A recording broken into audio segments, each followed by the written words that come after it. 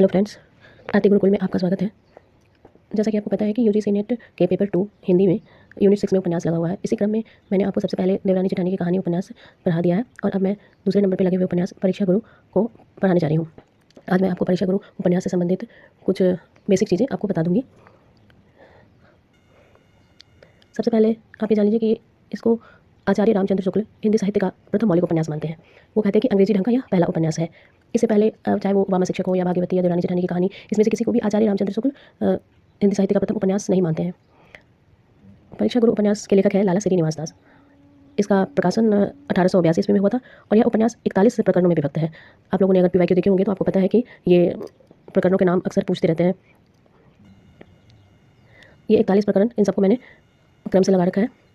जैसे सबसे पहले नंबर पर है सौदागर की दुकान, अकाल में अधिक मास, संगति का फल, मित्र मिलाप, विषयासक्त, भले बुरे की पहचान, सावधानी, सब में हाँ, सभासद, प्रबंध, सज्जनता, सुख दुख, बिगाड़ का मूल विवाद, पत्र व्यवहार, प्रिय अथवा पिए, सुरा, स्वतंत्रता और स्वेच्छाचार, क्षमा, स्वतंत्रता, कृतज्ञता, पतिव्रता, संशय, प्रामाणिकता, हाथ से पैदा करने वाले और पोतरों के अमीर, साहसी पुरुष, दिवाला, लोक चर्चा, अफवाह, फूट का काला मुंह, बातचीत, नैराश्य, नाउम्मीदी, चालाक की चूक, अदालत, मित्र परीक्षा, हीन भावना, स्तुति, निंदा का भेद, धोखे की टट्टी, विपत्ति में धैर्य, सच्ची प्रीति, प्रेत भय, सुधारने की रीति, सुख की परमावधि। तो ये सभी आपको याद होने बहुत जरूरी है। ये 41 प्रकरण बहुत ही इंपॉर्टेंट है और आपको न सिर्फ याद करना है बल्कि इसको क्रम से याद करना है, क्योंकि परीक्षा में इसका क्रम भी पूछ चुका है। इसके बाद इसकी भूमिका जो कि लाला श्रीनिवास दास ने खुद लिखी है, तो ये निवेदन के नाम से है और इसकी भूमिका भी बेहद महत्वपूर्ण है। तो आप इसमें से कुछ पंक्तियाँ जो महत्वपूर्ण है वो मैं आपको बता रही हूँ। जैसे ये लाला श्रीनिवास दास खुद लिखते हैं कि यह सच है कि नई चाल की चीज़ देखने को सबका जी ललचाता है, परंतु पुरानी रीति के मन में समाये रहने और नई रीति को मन लगाकर समझने में थोड़ी मेहनत होने से पहले पहल करने वालों का जी कुछ उलझने लगता है और मन उचट जाता है। इससे उनका हाल समझ में आने के लिए मैं अपनी तरफ से कुछ खुलासा किया चाहता हूँ।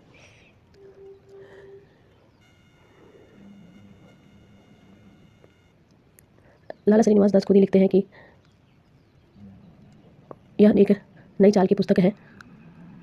इस पुस्तक में दिल्ली के एक कल्पित रईस का चित्र उतारा गया है और उसको जैसे का तैसा अर्थात स्वाभाविक दिखाने के लिए संस्कृत अथवा फारसी अरबी के कठिन कठिन शब्दों की बनाई हुई भाषा के बदले दिल्ली के रहने वालों की साधारण बोलचाल पर ज़्यादा दृष्टि रखी गई है। लाला श्रीनिवास दास ने यह निवेदन जो है पुस्तक में 25 नवंबर 1884 को लिखा था। वो कहते हैं कि इस पुस्तक में मैं संस्कृत, फारसी, अंग्रेजी की कविता का तर्जुमा अपनी भाषा के छंदों में किया हुआ है, परंतु छंदों के नियम और दूसरे देशों का चाल चलन जुदा होने की कठिनाई से पूरा तर्जुमा करने के बदले कहीं कहीं भावार्थ लिया गया है। अब तक पुस्तक के गुण दोषों पर विशेष विचार करने का काम बुद्धिमानों की बुद्धि पर छोड़कर मैं केवल इतनी बात निवेदन किया चाहता हूँ कि कृपा करके कोई महाशय पूरी पुस्तक वांचे बिना अपना विचार प्रकट करने की जल्दी न करें और जो सज्जन इस विषय में अपना विचार प्रकट करें वह कृपा करके उसकी एक नकल मेरे पास भी भेज दें।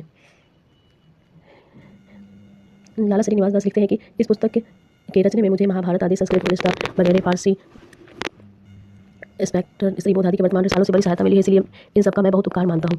तो आपको एग्जाम में हो सकता है कि कभी ये पूछ दे कि लाला श्रीनिवास दास ने परीक्षा गुरु को रचने के लिए किन किन पुस्तकों का सहारा लिया है, तो आपको यहाँ पे इस पंक्ति से आपको सहायता मिल सकती है। हालांकि ये प्रश्न अभी तक परीक्षा में नहीं पूछे गए हैं, अतः ये पूछने के बहुत ज़्यादा चांसेस है, तो आप लोग इसे ध्यान में रखिएगा।